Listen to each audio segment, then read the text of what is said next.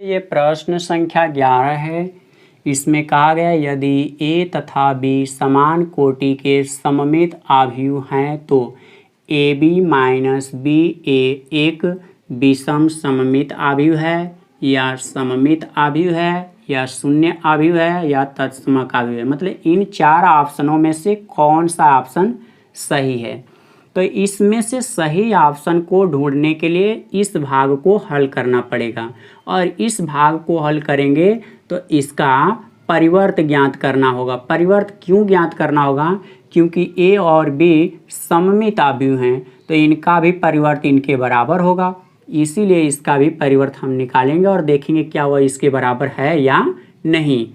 तो देखिए ये और ये सममित हैं तो यहाँ पर लिखा जाएगा, दिया है ए बराबर ए का परिवर्त तथा बी बराबर बी का परिवर्त। क्योंकि ये सममित हैं तो इसलिए इनका परिवर्त भी इन्हीं के बराबर होगा। अब इसका परिवर्त हम लोग निकालेंगे तो ए बी माइनस बी ए का परिवर्त बराबर ए बी का परिवर्त माइनस बी ए का परिवर्त। ये कैसे प्राप्त हुआ है? तो आप इस प्रकार के प्रश्नों को हल कर चुके हैं।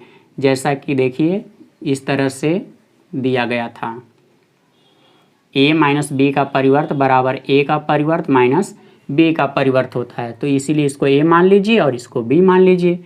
इसके बाद एक और फार्मूला होता है, a इंटू बी का परिवर्त बराबर होता है b का परिवर्त इंटू a का परिवर्त होता है। तो यहाँ पर जब इसको हल करेंगे तो b का परिवर्त इंटू a का परिवर्त लिखेंगे। उसी प्रकार से इसको जब हल करेंगे तो a का परिवर्त इंटू b का परिवर्त, तो b का परिवर्त बराबर b है और a का परिवर्त बराबर a है। a के परिवर्त के बराबर हम a लिखेंगे और b का परिवर्त बराबर b लिखेंगे। यहाँ देखिए A B minus B A है, यहाँ B A minus A B है। इसमें से आप माइनस चिन्ह को कॉमन कर लीजिए। माइनस चिन्ह कॉमन करेंगे तो ए बी पहले हो जाएगा और बी ए बाद में होगा। देखिए ये और ये दोनों एक जैसे हैं। यदि आप मान लिए होते हैं कि ये पूरा यक्स है तो यक्स का परिवर्त किसके बराबर आ रहा है? माइनस यक्स के बराबर, क्योंकि देखिए वैसा ही यहाँ पर भी है। तो किसी आव्यूह का परिवर्त उसके ऋणात्मक मान के बराबर आ रहा हो तो ये दोनों कौन से हो जाएंगे? विषममित। क्योंकि देखिए इसका परिवर्त आ रहा है इसी के बराबर परंतु ऋणात्मक में, इसलिए ये विषममित आव्यूह होगा।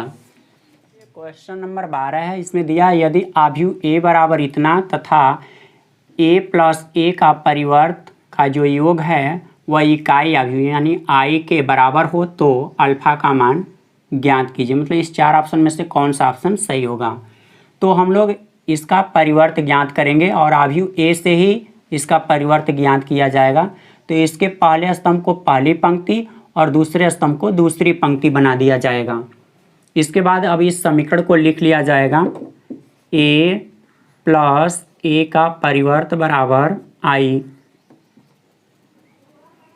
आव्यूह a का मान cos alpha minus sine alpha है और दूसरी पंक्ति में है साइन अल्फा कास अल्फा, बीच में प्लस चिन्ह। इसके परिवर्त का मान है cos alpha sine alpha minus sine alpha cos alpha बराबर इकाई आव्यूह। यदि ये दो क्रम या दो कोटि के हों तो इसका भी मान दो कोटि के रूप में ही प्रदर्शित किया जाएगा। देखिए दो पंक्तियां और दो स्तंभ, ये i का मान होता है। अब इसका संगत अवयव जब इस संगत अवयव में जुड़ेगा तो 2 कास अल्फा हो जाएगा। माइनस में साइन अल्फा है, प्लस में साइन अल्फा, दोनों को जोड़ेंगे तो शून्य होगा। यहाँ भी दोनों को जोड़ेंगे तो शून्य होगा। कास अल्फा में कास अल्फा जुड़ेगा तो 2 कास अल्फा बराबर 1 0 0 1। अब दोनों आव्यूह बराबर हैं, दोनों की कोटि भी समान है क्योंकि देखिए इसमें दो पंक्ति और दो स्तंभ है, इसमें भी दो पंक्ति दो स्तंभ है, तो इनके संगत अवयव भी आपस में समान होंगे। तो लिखा जाएगा संगत अवयवों के तुलना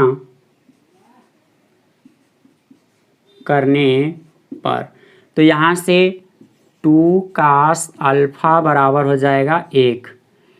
तो cos अल्फ़ा का जब मान आप ज्ञात करेंगे तो ये गुणा दूसरी साइड में भेजेंगे तो भागा यानी बटा में हो जाएगा। जब बाएं साइड में cos अल्फ़ा है, हमें अल्फ़ा का मान ज्ञात करना है, तो हम ये पता करेंगे कि cos कितने अंश का मान 1/2 होता है। तो ये cos 60 अंश का मान जो होता है वह 1/2 होता है। तो cos 60 अंश को रेडियन में π/3 लिखते हैं। cos से cos कैंसिल हो जाएगा, तो अल्फ़ा बराबर π/3। अब ऑप्शन उसमें ढूंढ लीजिए कि कौन सा ऑप्शन सही है, तो ऑप्शन नंबर बी सही है।